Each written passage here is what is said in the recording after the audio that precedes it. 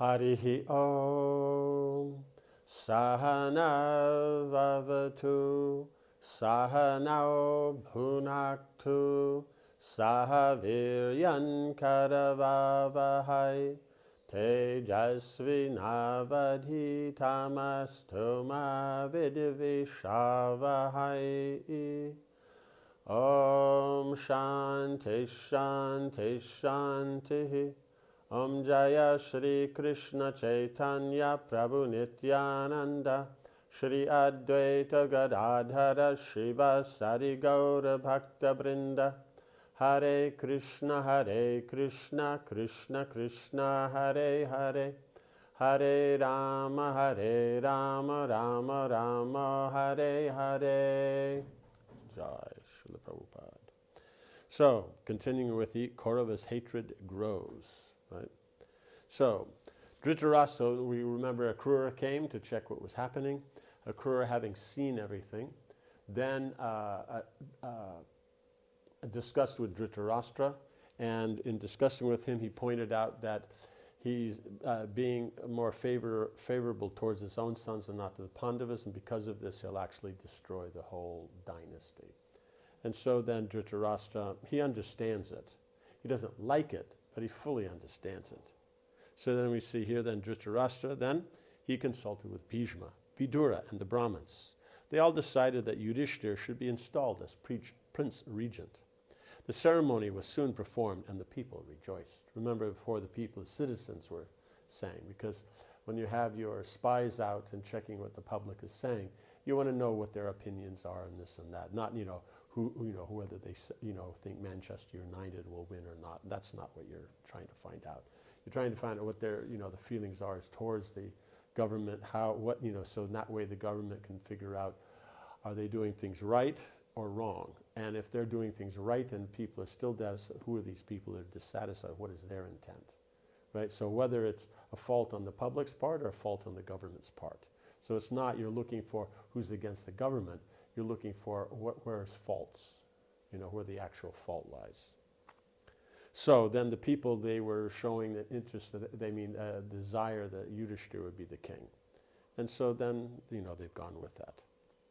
Duryodhana, however, seething with indignation, how had his father bypassed him to make Yudhishthira Prince Regent?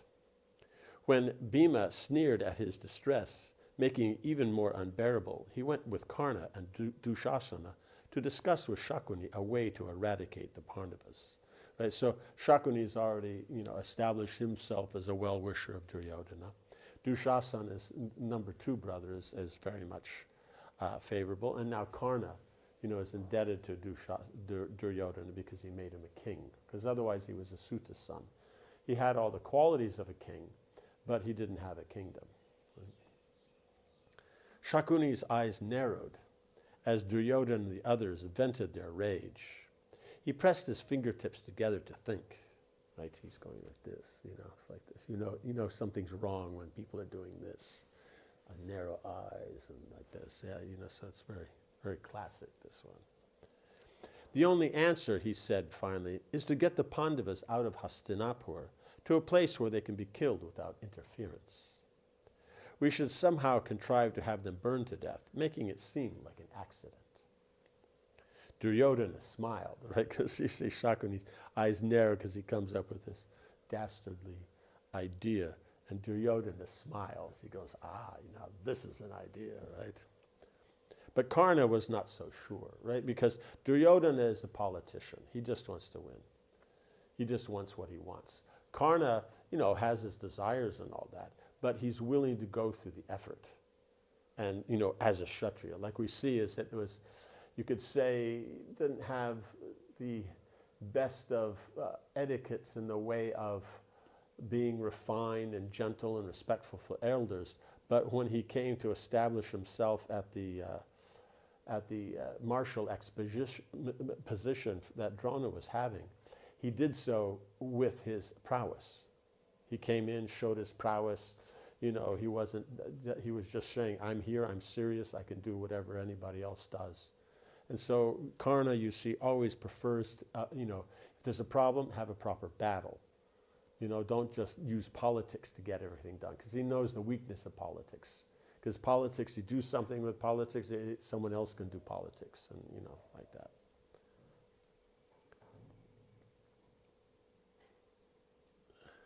He did not like Shakuni's devious ways. Only cowards resort to deceit and underhanded methods. Powerful men favor open combat. The Pandavas are our enemies, then let us march out to the battlefield and settle this dispute. And his point is they're family, but if they're considered they're the enemy, then we should fight with them. It's us against them. Of course, in this, they're always very enthusiastic. Karna especially, to have a battle. Duryodhana is always thinking they're going to win, but they kind of forget that only a few days before, they were soundly defeated when they went to go fight with Drupad. And that's all of them together, because they would have all been there.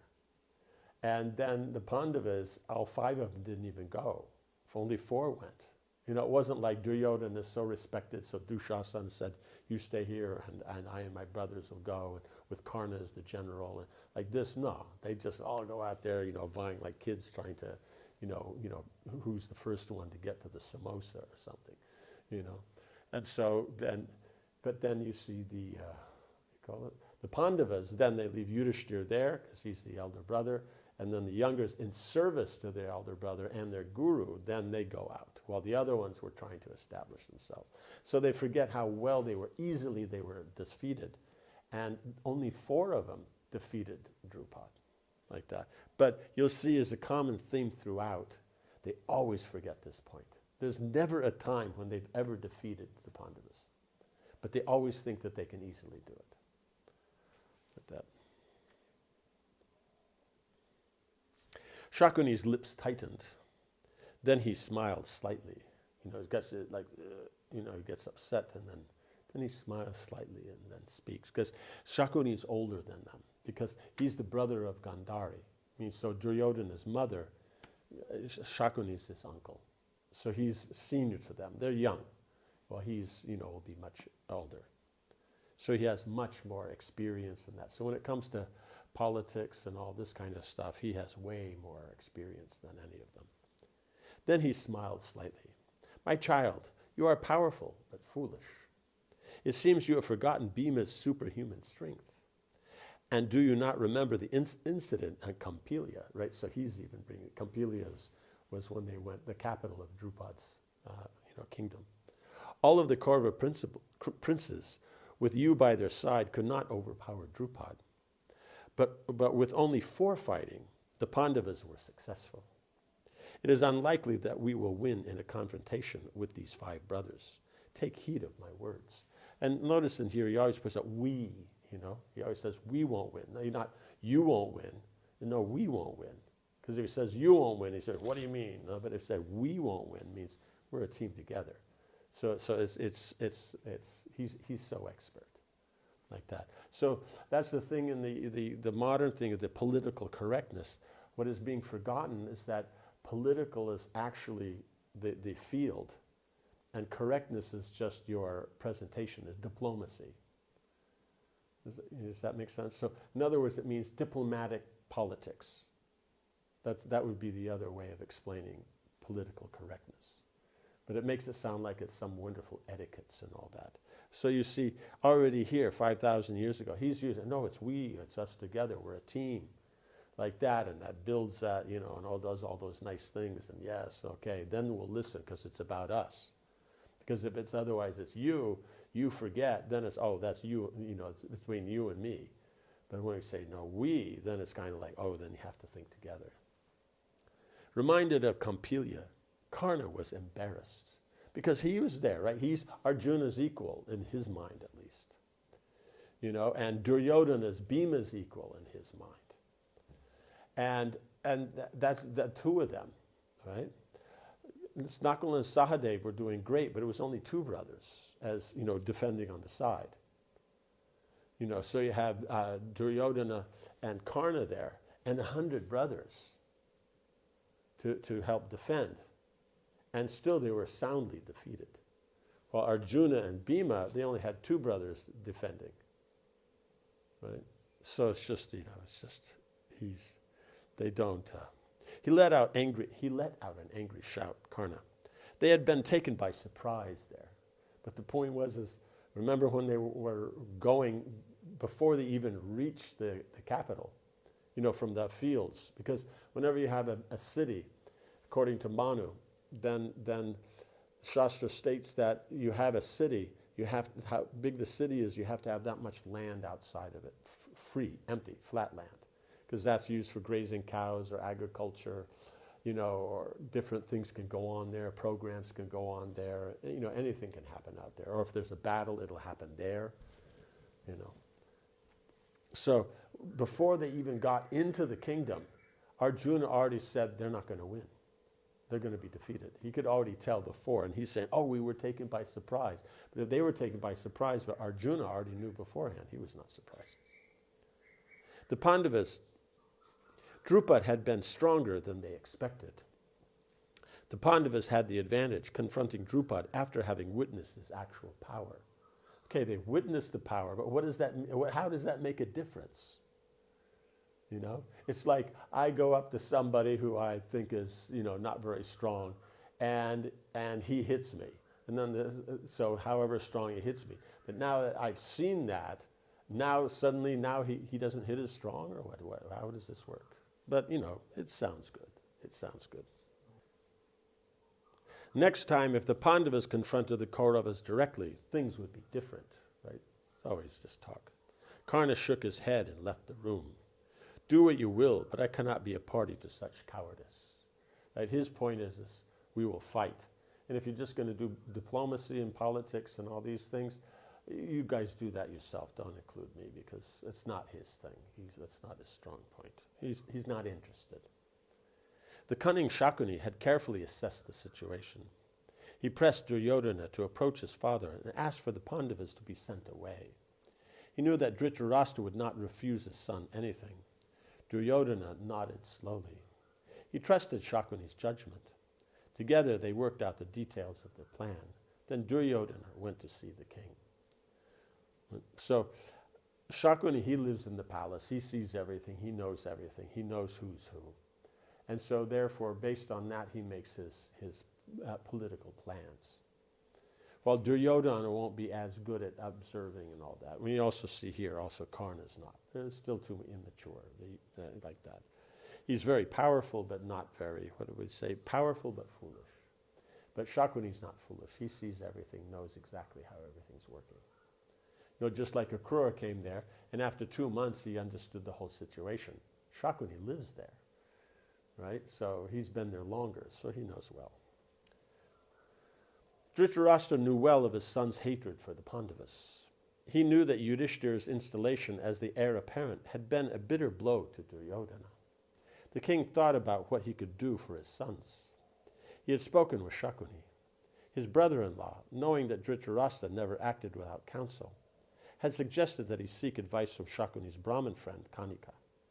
Right? Because Dhritarashtra, being a proper king, means if it's very clear what to do, still you ask others just to confirm. And if you're not quite sure what to do, you ask others to get the proper ideas and perspectives so that you can make a proper decision. The whole idea is the king doesn't make decisions alone. He always works with those who are in the field. Because all these different persons that are there, they know the various shastras, they know the practical points, the generals know what's going on there, the ministers know what's happening in the kingdom.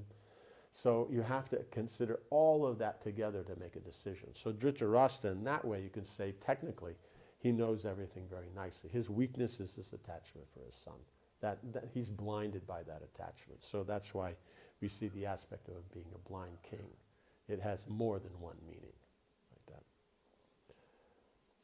So now Shakuni wants him to talk to his Brahmin friend Kanika, right? So Kanika is a nyayist. So not nyayist, niti. He follows niti. So niti is, you have Dharma Shastra, which is explaining the nature of things that you're working with, right? The philosophy explains how everything's connected to Krishna, everything's coming from Krishna. and how everything's nature is dependent on Krishna. Dharma Shastra then explains the nature of things as they are, the nature that can't change. What is the aspect that makes it unique, a particular thing? And so then if you act according to nature, you get the best out of something. So then Artha Shastra, then that's defining how to now get economic benefits or some benefit, some profit from the Dharma. Right? Because Dharma's there, you perform Dharma itself, everything will go smoothly. But if you're specifically looking for results in the way of benefits, then that is the Artha.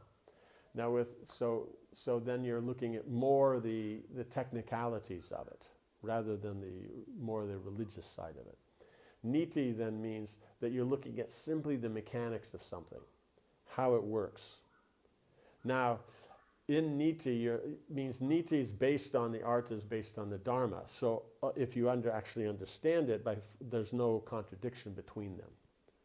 So the proper thing is you knowing Dharma Shastra, then you appreciate Artha, and then know how to use Niti.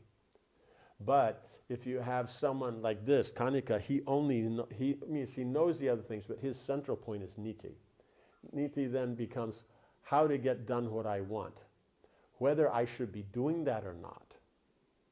That's what Dharma Shastra says. Just like it says, okay, let's say, for Niti, let's say I want to eat something. And so then the quickest way to get something to eat would be to go to the kitchen. And then in the kitchen, then in the pantry, and in the pantry, then something that is, you can just take it and eat it. Like some biscuits or something. So Niti would be that. But the point is it's time. It's time for puja or something. Are you supposed to be eating? That's Dharma Shastra, right? So Niti doesn't look at that. It just looks how to get what you want to get done. Or it might be it's Ekadasi. So are you supposed to be eating grains at all? So Dharma Shastra will explain that. Artha Shastra will look at by following these rules, you'll get the best benefit. Because Artha you're looking for, you'll get now, but you have to see a longer term also. It's not the longest term, but it's now. Dharma will be now and future. And then Artha will be now and near future, and Niti will be immediate. Is that clear? So Kanika is dealing with Niti, which just means immediate. How to just be efficient. Whether it's proper according to Dharma or not, that's not so much considered, right? If it's within the reasons that it's allowed, then you take it. But Dharma Shastra will allow some things because even people who are so materialistic, it'll show how they can be materialistic, and they won't get sinful reactions.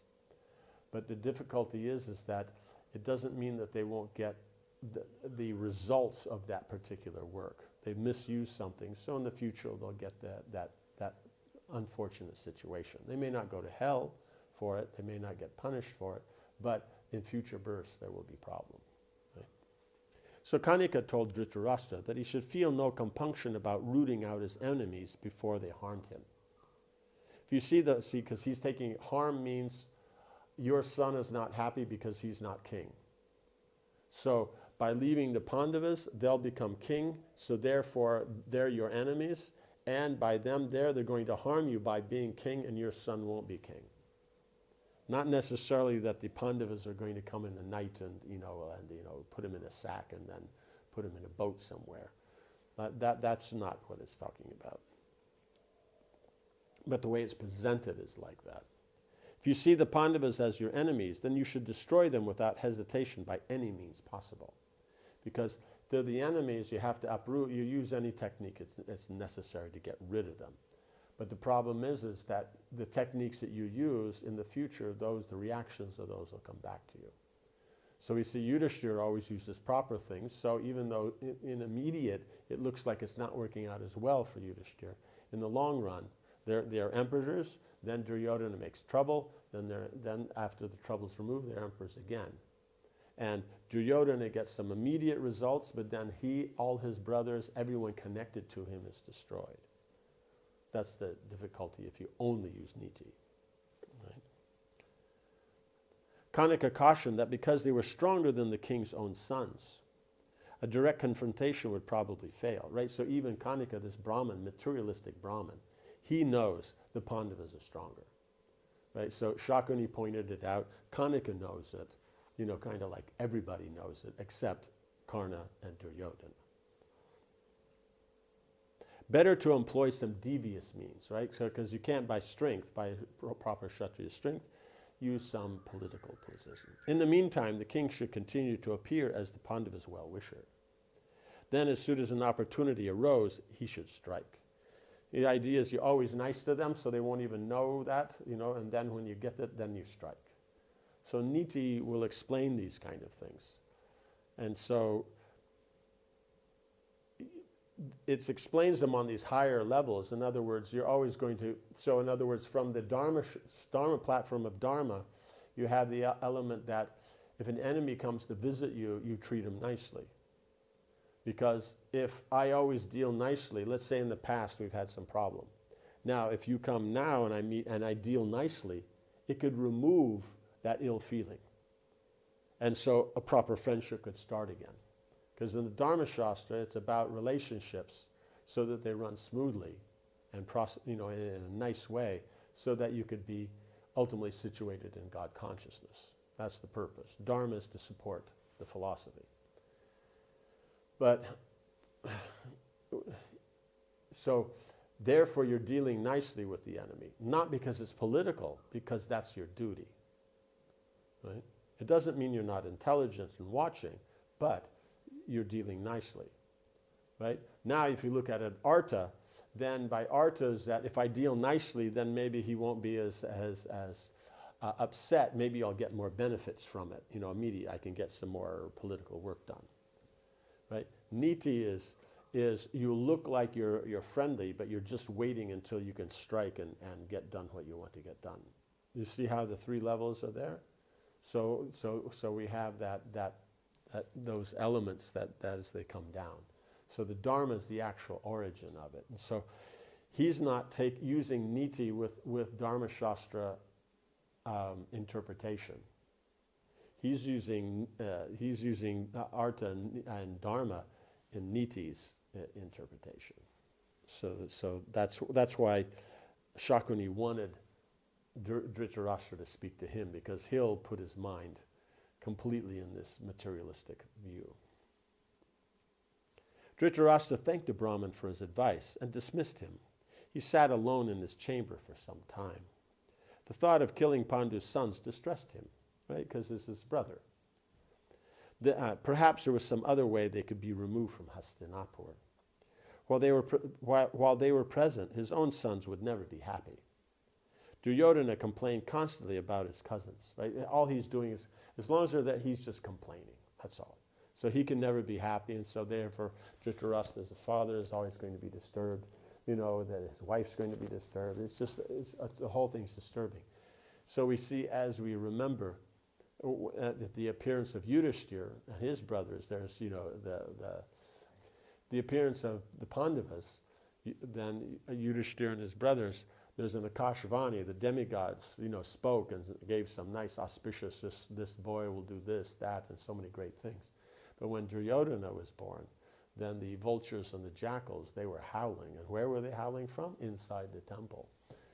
So it was not good. So that by those symptoms, it says, Shastra says, that person will destroy the dynasty. So at that point, as we mentioned, Duryodhana could have been put out, given to the tribals in the forest. He would have been brought up there, like Ekalavya and all that. Ekalavya is very powerful, good, skilled and all that, but he's not in a position to create great political trouble, He'll be a strong person, probably be a leader in the tribe, but it won't go any farther than that. So that was the option, but because of attachment of Dhritarashtra, then he said, no, we'll keep him. And so you can see already, just his being upset is destroying the whole environment. If he was just satisfied that his cousins are there and they're all cousins and Yudhishthira is righteous and he'll take care of everybody and they'll all be peaceful and all be prosperous, then everything would be fine. But he's not. So it doesn't matter what it is, as long as they're there, he's upset.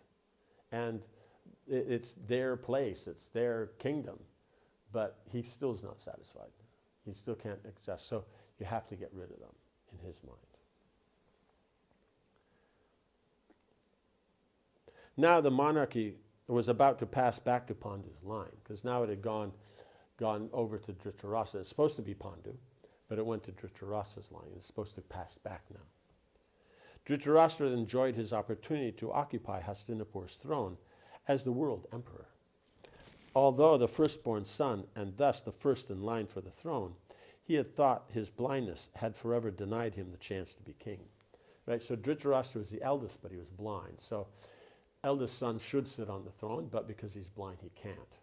Pandu was the second son, but he wasn't blind, so therefore the throne passed to him.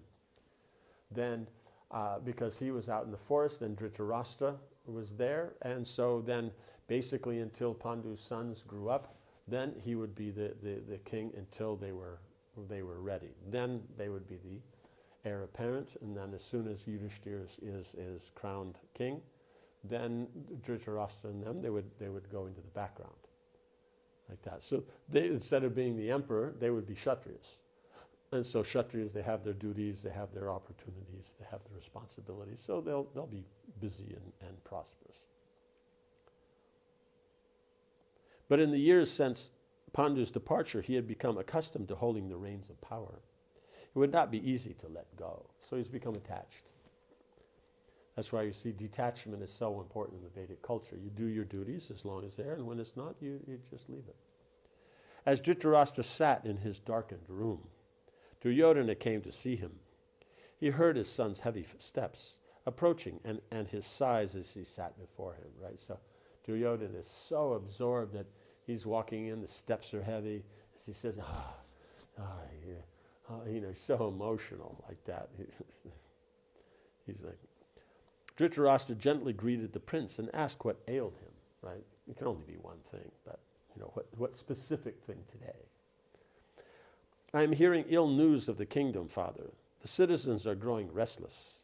They want you to soon hand over the throne to the Pandavas. Right? So they're seeing that citizens are getting restless, so that's a bad thing, right? But why is it a bad thing? Because the power will go to someone else. Not that they're getting restless and they're against us. It's that they're favorable to the Pandavas. That's against us. Why should we have they're saying, why should we have the blind king now that Yudhishthira is grown? Are the words they utter? They care not for you or myself. Right? The point is a blind king is not supposed to be the king. And the point is it would go back because it's supposed to be there, Yudhishthira. So, but he's looking at it, why don't they like him? Why don't they like me? So it's just total illusion is what he's under.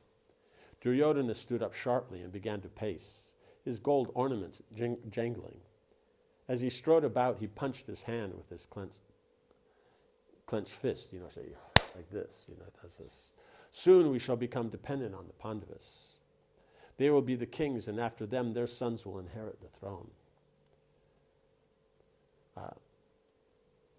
Thus our line will be plunged into misfortune. We shall become powerless and lose the honor we have long enjoyed, right? What they're forgetting is they're all Kauravas, they're one family. They just happen to be cousins. So they're looking at it. Yudhishthira is known as the just, that's why the people want. He'll take care of all of them nicely. Duryodhana, being in the position of having authority, is not taking care of the Pandavas. So he's naturally, just as Yudhishthira, we remember before, that because he was so honorable and that, he figured everybody else was like that. So he was actually surprised when he found out that Duryodhana was making plans to kill Bhima. So Duryodhana has the same problem, that whatever he thinks everyone else is like that. So because he's so political and so envious and jealous, he thinks everybody else is. What could be more painful for us? I have been considering how to deliver us. Listen as I explain my idea. Okay, so we'll stop here, and then tomorrow we'll hear what is Duryodhana's idea. Om Hare Krishna, Krishna Krishna, Hare Hare, Hare Rama, Rama Rama, Hare Hare. Jai Srila Prabhupada.